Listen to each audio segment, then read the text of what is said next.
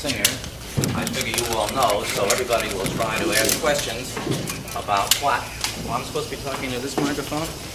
Welcome to the first KQED Poets Conference, press conference. Mr. Dillon is a poet. He will answer questions about everything from atomic science to riddles and rhymes. Go. Oh my Who's God. first? Come on. I'd like to know about the cover of your forthcoming album. The one with subterranean music blues in it. I'd like to know about the meaning of the photograph with you in the wearing a Triumph T-shirt. What would you want to know about it? Well, I'd like to know that's an equivalent photograph. It means something. It's got a philosophy in it. And I'd like to know visually what it represents to you, because you're a part of that.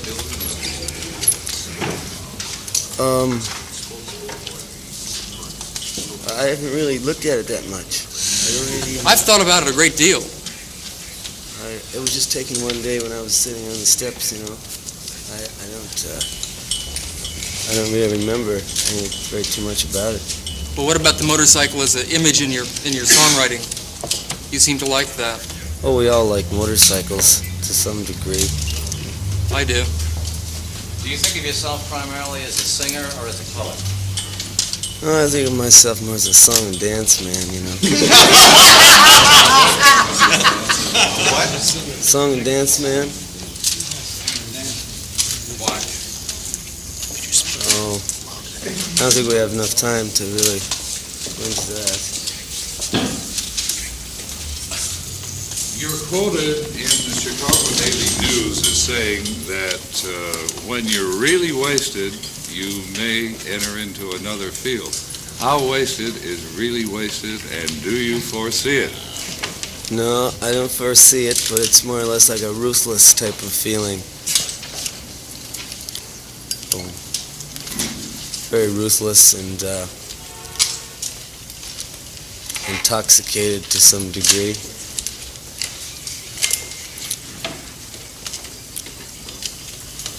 The criticism that you've received for more or less leaving folk music for folk rock hasn't seemed to bother you very much. Do you think you'll stick with folk rock, or are you going on into more writing?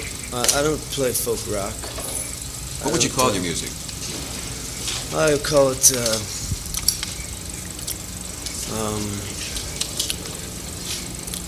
I like to think of it more in terms of vision music. It's mathematical music.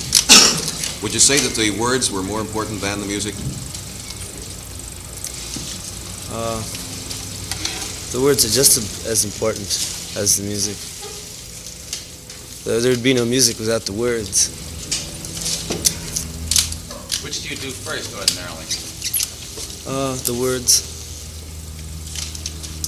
Do you think there will ever be a time when you will paint or sculpt? Oh, yes. Oh, sure. Do you think there'll ever be a time when you'll be hung as a thief?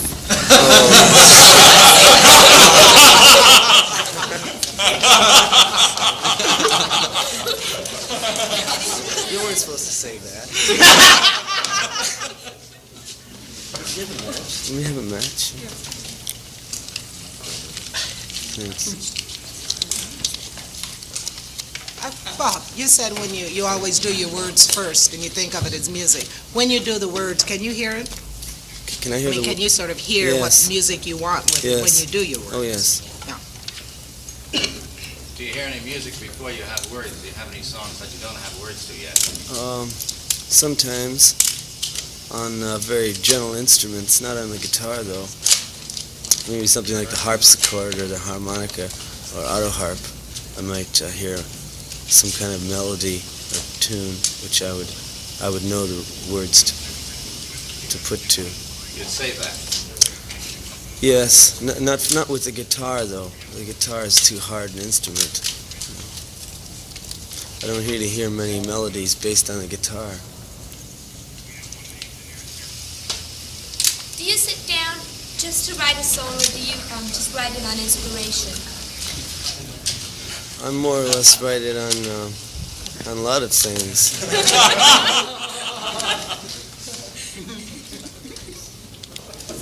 What poets do you dig?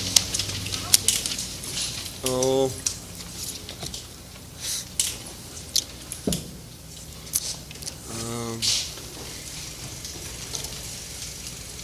Rambo, I guess, W.C. Fields.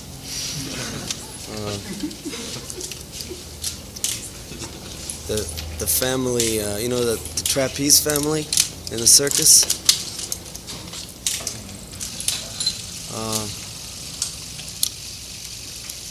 Smokey Robinson, Allen Ginsberg, Charlie Rich is a good poet. In a lot of your songs, you're hard on a lot of people. Like in Like a Rolling Stone, you're pretty hard on the girl, and in Positively Fostered, you're pretty hard on the supposed friend. Are you hard on them because you want to torment them, or because you want to change their lives and make them know themselves?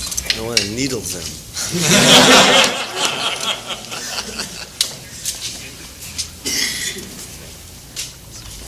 Do you still sing your older songs? No. I just saw a songbook last night. I don't really see too many of those things, but there's a lot of songs in those books I haven't even recorded. You know, I've just written down, you know, and put little tunes to, and they've published them. I haven't sung them though.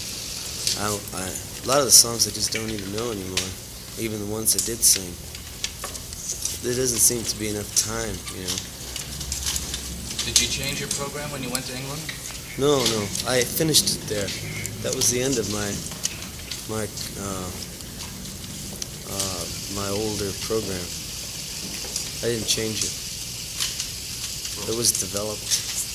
And by the time we got there, it was more or less, I knew what was going to happen all the time, you know. I knew how many encores there was, you know, which songs they were going to clap on the loudest, and all those kind of things. On a concert tour like this, do you do the same program night after night? Oh, sometimes it's different. I think we'll do the same one here in this area, though. Did you in England do any of the songs like Subterranean? No, I didn't work with the band there. Will you be working with the band here? Oh, yeah. Thank you very much. Yeah. In a recent Broadside interview, Phil Oakes said you should do films. Do you have any plans to do this? No, I don't. I do have plans to make a film, but not because anybody said I should do them. Yeah. How soon will this be? Next year, probably. Can you tell us what it'll be about? It'll be just another song.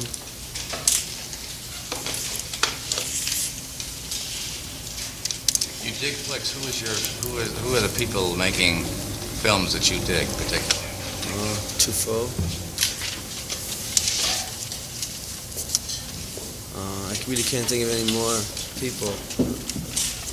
Italian movie directors, you know, but not too many people in England or the United States, which I can really think that I would dig. You did a Chaplin bit as an exit line in one of your concerts once. I did? That must have been an accident. I have to stay away from that kind of thing. Oh, that's pretty. Well, thank you very much. What do you think of people that analyze your songs? Do they usually end up with the same meaning that you wrote? Or I welcome them with open arms. University of California mimeographed the lyrics to all the songs on the last album and had a symposium discussing them. Do you welcome that? Oh, sure. I'm just kind of sad I'm not around to be a part of it, but It would have been pretty wild if you had been. Yeah.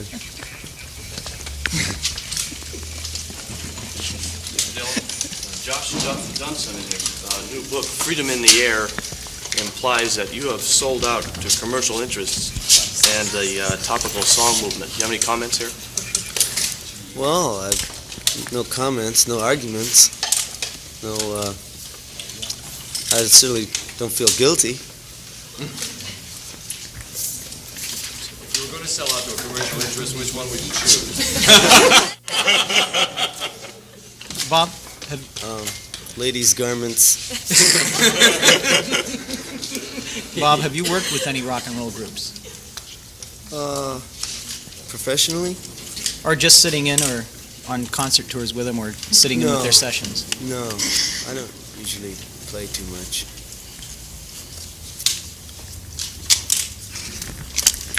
Do you listen to other people's recordings of your songs?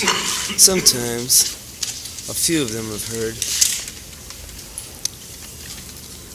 I don't really I don't really come across it that much, though. Is it a strange experience? No. It's like more or less like a heavenly kind of thing. What do you think of Joan Baez's interpretations of your earlier songs? You mean the one I haven't heard her latest album, or the one before that. I heard one, she does them all right, I think. What about Dawn? Colors? What do I think of Donovan Colors? Yeah. Do you think he's a good poet of love ballads? No. He's a nice guy, though. I'm shattered. Huh? I'm shattered. Well, you needn't be. Are there any young folk singers or rock groups that you would recommend for us to hear? I'm glad you asked that. Oh, yeah, there's the Sir Douglas Quintet. I think are probably the best that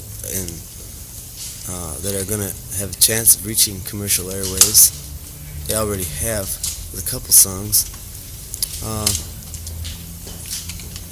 What about Paul Butterfield's group? They're good. Mr. Dillon, you call yourself a completely disconnected person. Would you like to No, elaborate? I didn't call myself that. They should have drove those words in my mouth. I saw that in the paper. How would you describe yourself? What is it that you have you analyzed this? Why you appeal to people? I certainly haven't. No. Mr. Dillon, I know you dislike labels, and probably rightly so, but for those of us who are well over 30, could you label yourself and perhaps tell us what your role is? Well, sort of label myself as well under 30. And my role is to, to just stay here as long as I can. Mr. Dillon, that you share Phil Oak's concern that he expressed in a recent broadside having to do with the fact that, he feels that it becomes increasingly dangerous for you to... You can't hear? No. Phil Oakes wrote something in a recent broadside magazine to the effect that you have twisted so many people's wigs that he feels that it becomes increasingly dangerous for you to perform in public before an audience. Well, that's the way it goes, I can't apologize, certainly. Did you envision a time when you would give 5 concerts in one area like this within 10 days? No, this is all very new to me. If you were draftable at present, do you have any feelings of what your actions might be? No. I probably just do what had to be done. What would that be? Well, I don't know. I never really speak in terms of what if, so I don't really know. You're considered by many people to be symbolic of the protest movement in the country for the young people. Are you going to participate in the Vietnam Day Committee demonstration in front of the Fairmont Hotel tonight? I'll be busy tonight.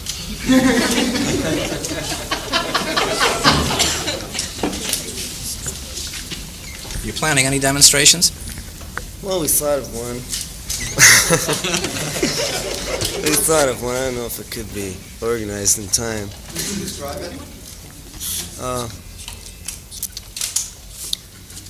Well, it was a demonstration where I'd make up the cards. They'd have have a group of protesters here, perhaps carrying cards with pictures of Jack of Diamonds on them, an Ace of Spades on them, pictures of mules, maybe words, and maybe about 25,000-30,000 of these things printed up, and just picket. Carry the signs and picket. What words? In front of the post office. What? What words? Oh, words. Camera. Microphone. Loose. Just words. Do you consider Names yourself of some famous people. Huh? I'm sorry. Oh, do you consider yourself a politician? Do I consider myself a politician? Well, I guess so. I have my own party, though. Have a name? No, there's no presidents in the party. There's no presidents or vice presidents or secretaries or anything like that, so it makes it kind of hard to get in. Is there any right wing or left wing to that party? No, it's more or less in the center. Kind of on the uppity scale. Do you think your party could end the war with China?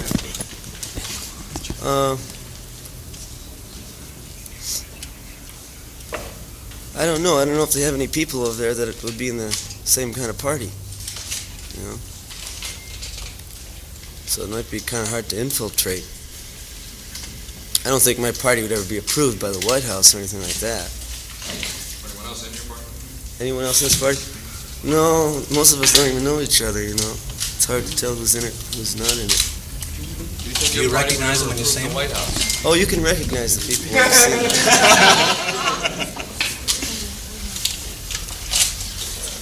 Are there still tickets available for your concerts in this area? I don't know. I would imagine so. Maybe for some, I guess. How long do you think before your party will win? Gee, I don't know. I could answer that, you know, but it would mean something different probably for everybody, so we want to keep away from those kind of things here. What did you mean when you said, I don't think things can work out in an interview recently in Chicago? I don't know. Talking about- What things were we talking about? You said, I don't think things can turn out, I've accepted it, it's a sadness. No, Sort of no, like no, having no no. No, it's not. hopes. I don't think things can turn out. I don't think anything you plan ever turns out the way you plan it. That's all. Is this your philosophy? No. No. Doesn't mean anything.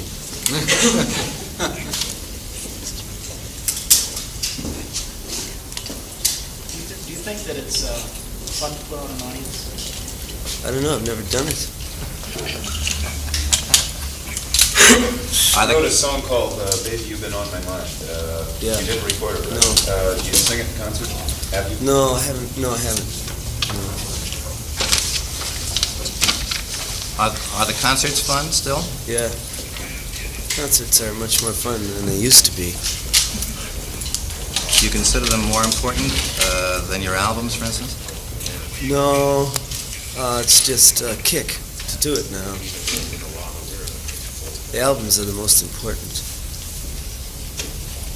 Because they reach more people? No, because it's all concise, very concise, and it's easy to hear the words and everything. There's no chance of the sound interfering.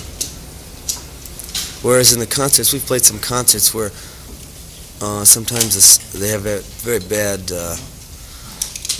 bad halls, you know, and microphone systems, so it's not that easy for somebody to come and just listen to a band as if they were listening to one person, you know. You say you no longer sing your older songs. Do you consider them less valid than the ones you're putting out now? No, I just consider them something else in themselves, you know, for in another time, another dimension. It would be kind of dishonest for me to sing them now, because I wouldn't really feel like singing them. What is the strangest thing that ever happened to you? You're gonna get it, man. But what is the weirdest thing that Why did you hear ever as a happened? friend? I'll talk to you about it later.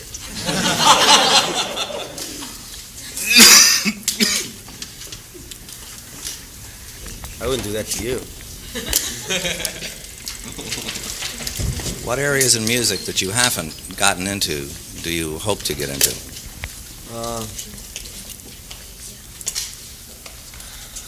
Writing symphony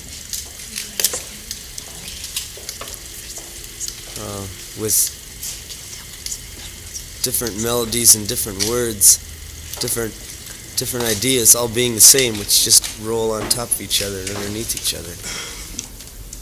Mr. Dillon, when will you know that it's time to get out of the music field and into another field? When I get very dragged. When you stop making money? No, when my teeth get better.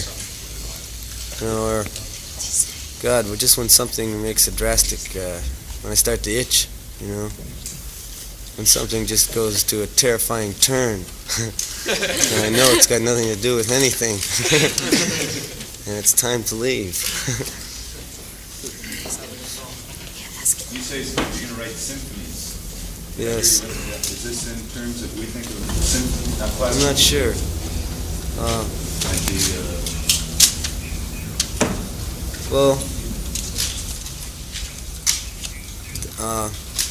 I'm just thinking songs which are all written, as a part of a symphony, different melodies, different changes, with words or without them, But the end result being a total. They say that my songs are long now, Well, sometime it's just bound to come up with one. It's going to be, one whole album consisting of one song. I don't know who's going to buy it. That might be the time to leave. What's the longest song you've recorded? I don't know. I don't really check those things. They just turn out long. I guess I've recorded one about 11, 12 minutes long. Hollis Brown was pretty long on my second record. And With God on Your Side was kind of long.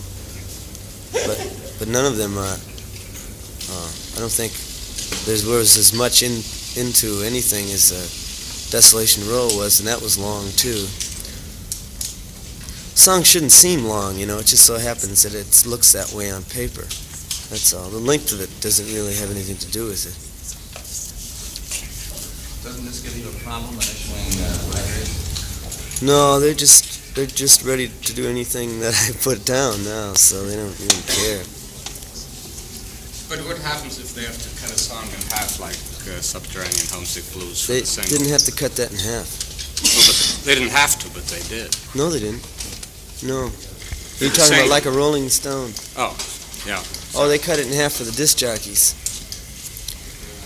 Well, you see, that song, it didn't matter for the disc jockeys if they had it cut in half, because the other side was just a continuation on the other side, and if anybody was interested, they could just turn it over and listen to what really happens, But we just made a song the other day which came out 10 minutes long, and I thought of releasing it as a single, but there was just, they would have easily released it and cut it up, but it wouldn't have worked that way, so we're not going to turn it out as a single. It's called Freeze Out. You'll hear it on the next album. Of all the people who record your compositions, who do you feel does most justice to what you're trying to say? I think Manfred Mann.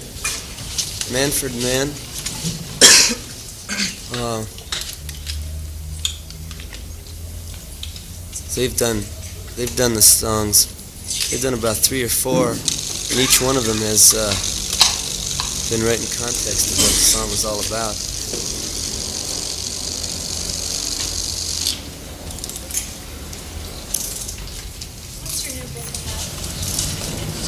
Oh, it's about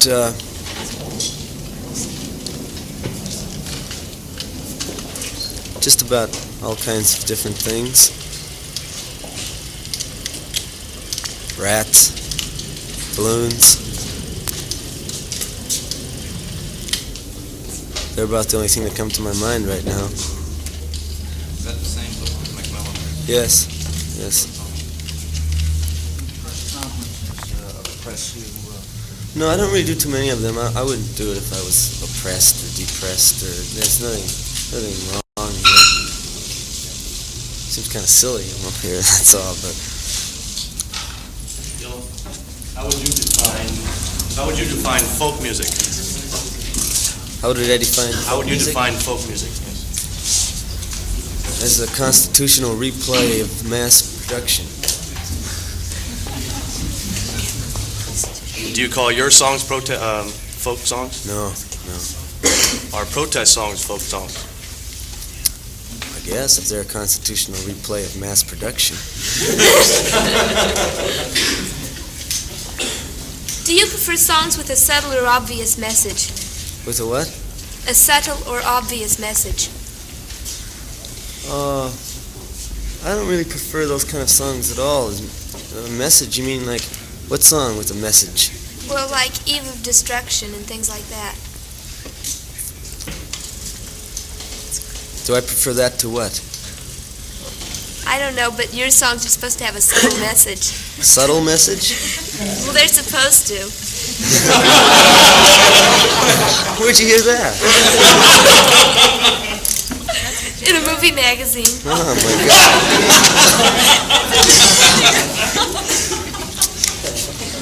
Oh my God. Well, we don't discuss those things here. Are your songs ever about real people, like, occasional poetry? Sure they are. They're all about real people. Particular one? Particular people? Sure. I'm sure you've seen all the people in my songs at one time or another. Who's Mr. Jones? Mr. Jones, I'm not going to tell you his first name. I get sued. What does he do for a living? He's a pin boy.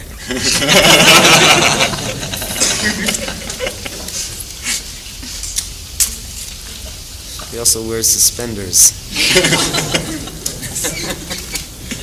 Can you explain your attraction as a performer and a writer? Attraction to what? Your attraction. Your popularity, your mass popularity. No. I really have no idea.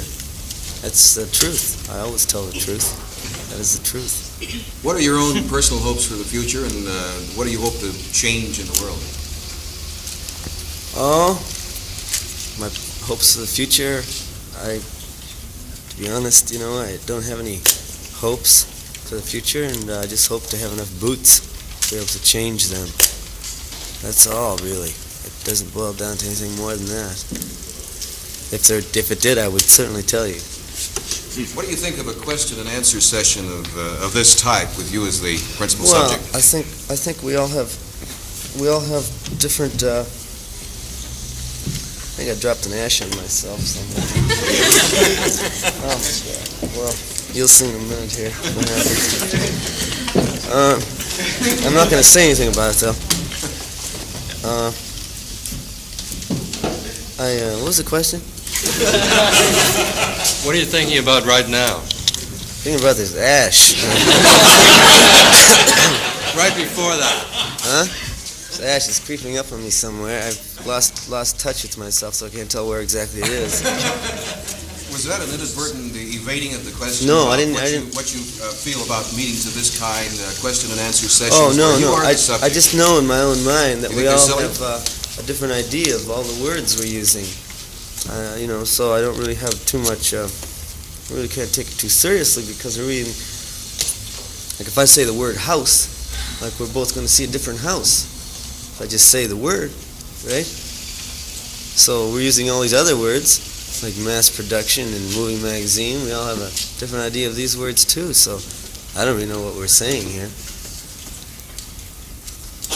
Why do you bother to write for? No, it's not pointless. If you want to do it, and you're there, it's not pointless. It doesn't hurt me any. You just said it. Is there anything in addition to your songs that you want to say to people? Good luck. You don't say that in your songs. Oh yes, I do. Every song tails off with good luck. I hope you make it. Why? I couldn't hit most of what you said. Who are you? Get the camera on this person over here. What do you bother to write the poetry for if we all get different images? And we don't know what you're talking about. Oh, because I've anyway. got nothing else to do, man. It's only a rhyme for orange. Huh? A rhyme for orange. I didn't hear that. A rhyme for orange. A rhyme for orange?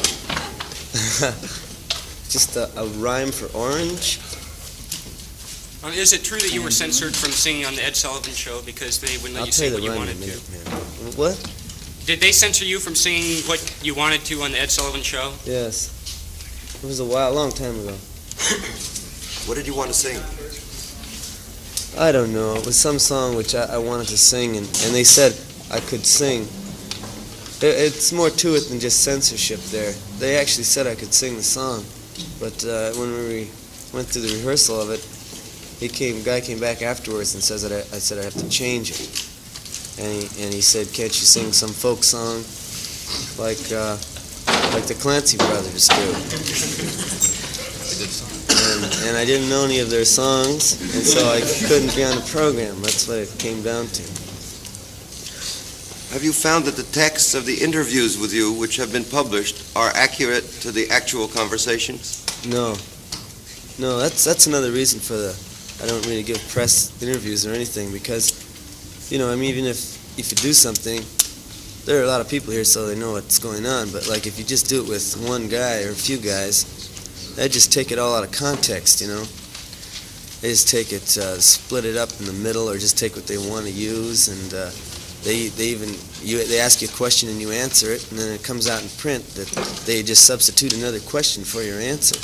That makes you just sound like the way it's not really truthful, to do that kind of thing. So I just don't do it. That's just a press problem there. You think the entire text of your news conference today should be printed in the paper? Oh no, nothing like that. Nothing like that. But this is just for the interviews. When they do want interviews in places like Omaha or in Cincinnati, man. I don't do it, and then they write bad things. Well, isn't this partly because you're often inaudible? Like for most of this dialogue or monologue, you have been inaudible, and now when you're touched personally by the misquotation, your voice rises, and we can hear you. Yeah, well, I just realized that maybe the people in the back there can't hear me. That's all. I was going to ask you whether you're, in your songs you sing out. Yes, I do. And whether in your conversation, well, the songs are what I do. You see, the songs though is what I do. Yeah. Is write the songs and sing them, and perform them. That's what I do. The performing part of it could end. But I'm going to be writing these songs and singing them on records for, I see no end right now. That's what I do. Anything else just interferes with it. I mean, anything else trying to get on top of it, making something out of it, which it isn't, it just brings me down. And it's just makes it seem all very cheap. Well, it made me feel like you were almost doing a kind of penance of silence here. No. For the first I'm not one of those part, kind of people at all. You don't need silence. No silence. It's always silent where I am. Mr. Dillon, when you're on a concert tour, how many people travel in your party? Do you travel alone, or do you have We travel with about 12 people now. Do the number of people seem to go with the amount of money you're making? I didn't hear that. The number of people seem to increase as you make more money. Yes, of course.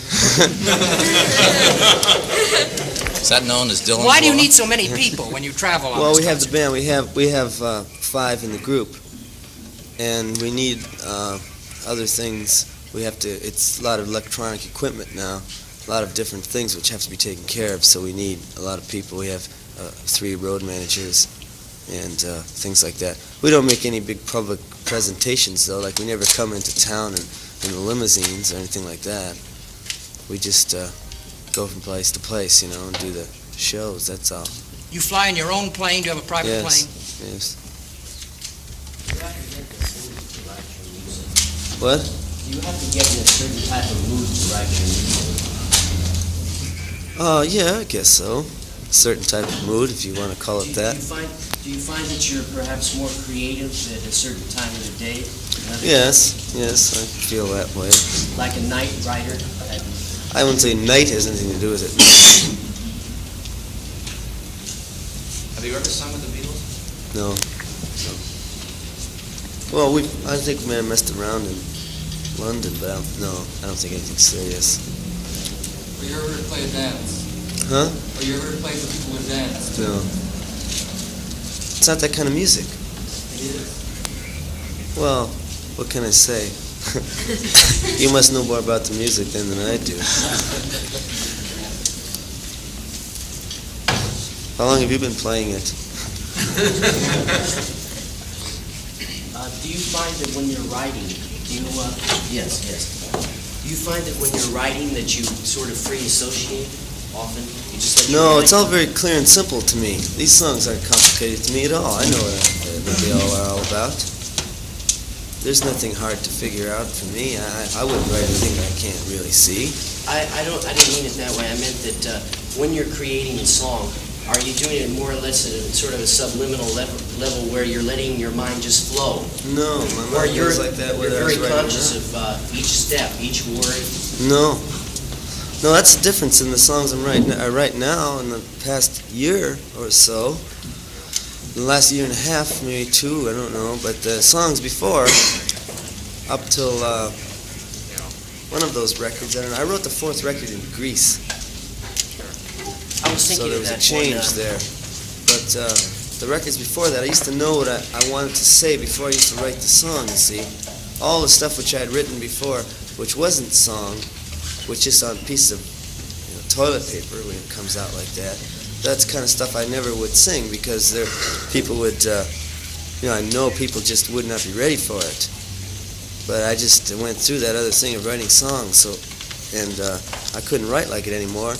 It was just too easy, and it wasn't really right.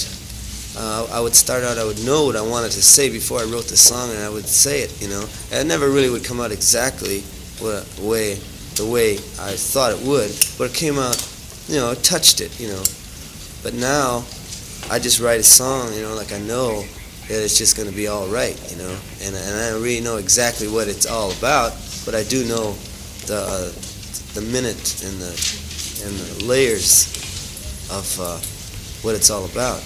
What do you think about your song, It's All Right, Ma, I'm Only Bleeding?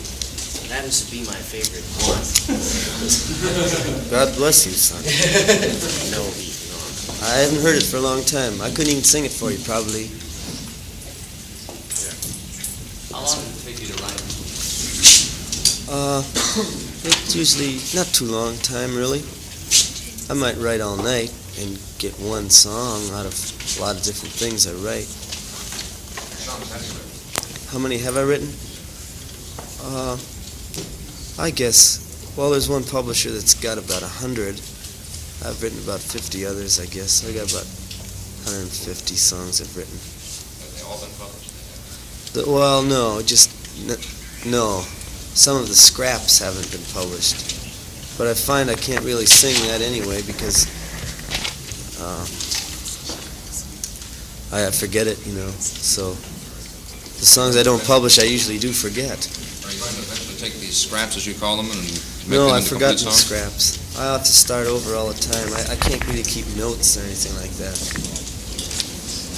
But you can't go back to any earlier things No, and make them, use them in your... No, that wouldn't be right either.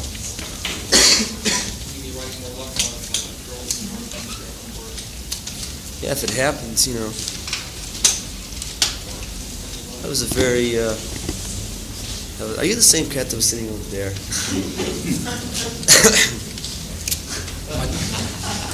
On your songs, do you get any help from the rest of your entourage? What? Do you get any help with the group that you play with, or do you write your songs? Robbie, lead guitar player, sometimes we play the guitars together. Something might come up where I know it's going to be right. We just sitting around playing, so I can write up some words. I don't get any ideas, though, to any kind of ideas of what I want to, what's really going to happen here. Why do you think you're so popular? I don't know. I'm not a reporter. I'm not a newsman or anything. I'm not even a philosopher. I have no idea. I would think other people would know, but I don't think I know. When you get too many people talking about the same thing, it tends to clutter up things, so everybody asks me that, so I realize they must be talking about it, so I'd rather stay out of it and make it easy for them. And when they get the answer, I hope they tell me. Has there been any more booing when you played electric Oh, there's guitar? booing. You can't tell where the booing's going to come up. Can't tell at all. It comes up in the weirdest, strangest places. And when it comes up, it's quite a thing in itself. Where is Desolation Row? I figure there's a little boo and all this. What? Where is Desolation Row? I didn't hear you. Where is Desolation Row? Where? Yeah. Oh, that's someplace in Mexico. It's across the border. It's noted for its Coke factory. Coca-Cola machines sell a lot of Coca-Cola down there. Where's Highway 61? Highway 61 it exists. That's out in the middle of the country. Runs down to the south, goes up north. Mr. Dillon, you seem very reluctant to talk about the fact that you're a popular entertainer, and you're a most popular entertainer. Well, what do you want me to say? Well, I don't understand why you what do you want me to say? what do you want me to say about it? Well, you seem almost embarrassed to admit that you're to talk about. Well, I'm not the fact that you're embarrassed. I extremely mean, popular. what do you want exactly me to say? You want me to jump up and say hallelujah and crash the cameras and do something weird? Tell me. I'll go along with you. If I can't go along with you, I'll find somebody to go along with you. No, but I find it, you really have no idea as to why you, or no thoughts on why you're popular. That's what interests me on it. I just haven't really struggled for that. I don't, it happened, It happened like anything else happens. It's just a happening. You don't figure out happenings. You dig happenings. So I'm not going to talk about it. Do you feel that part of the popularity is because of an identification of your audience with you or with what you're saying or what you've been writing about? I have no idea. I don't really come too much in contact.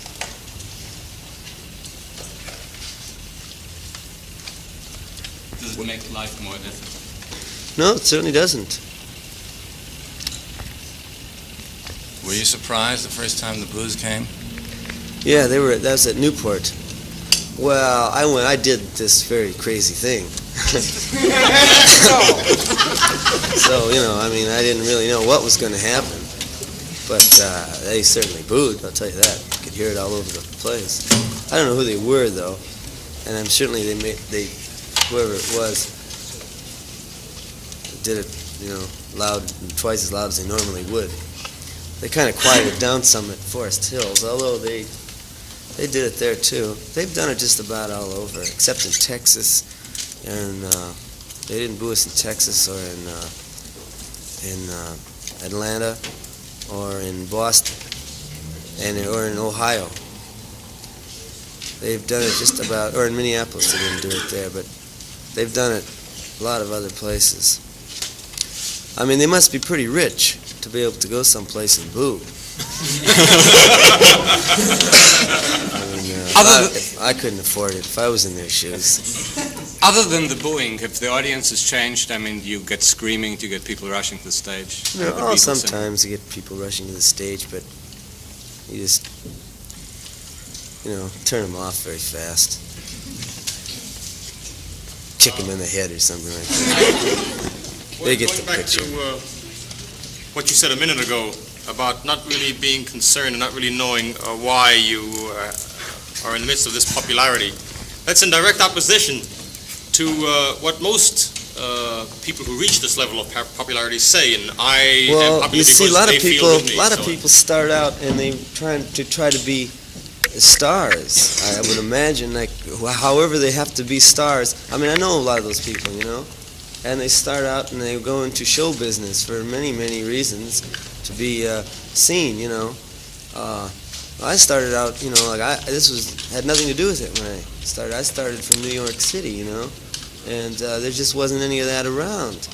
It just happened, you know. So don't misunderstand me. I agree with your right not to have to care. My point is that it would be somehow somewhat disappointing to the many people who think that you feel towards them the way they feel towards you, and that's the reason for your popularity. That's what they think. Well, I don't want to disappoint anybody. I mean, tell me what I should say here. Good, I'm with you. Huh? Fine. You know, I'll certainly go along with anything, but it's I really don't have much of an idea. You have a poster there. Does that denote Yes, this poster somebody gave to me. It looked I pretty did. good. Jefferson Airplane, John Handy Quintet, and Sam Thomas, and Mystery Trend, and The Great Society are all playing at Fillmore Auditorium Friday, December 10th, and I would like to go if I could. But unfortunately, I won't be here, I don't think, but if I was here, I certainly would be there. Do you tour in the South? Yeah. What's more important to you, the way that your music and words sound, or the content, the message of the work?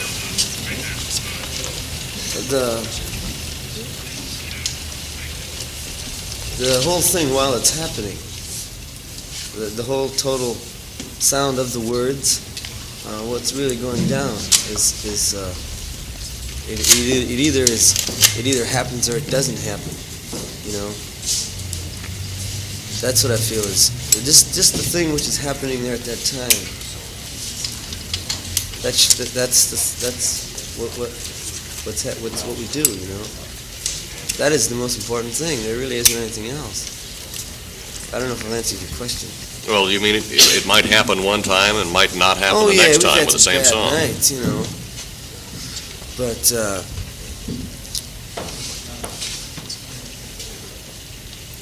well, we always take good cuts for the record. The records are always made on good cuts, and in person it just, most of the time it does come across. Most of the time I do feel like, you know, playing.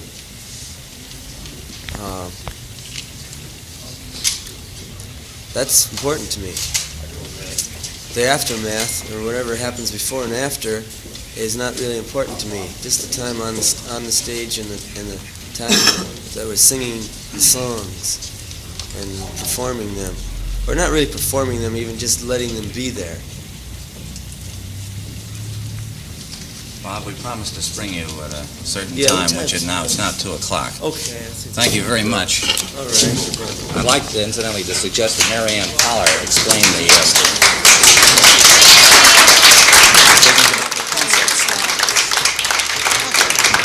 Okay, I'll do my... Bob Dylan's press conference was videotaped in the studios of KQED San Francisco on Friday, December 3rd, 1965. The program was produced for KQED by the critic and jazz columnist Ralph J. Gleason.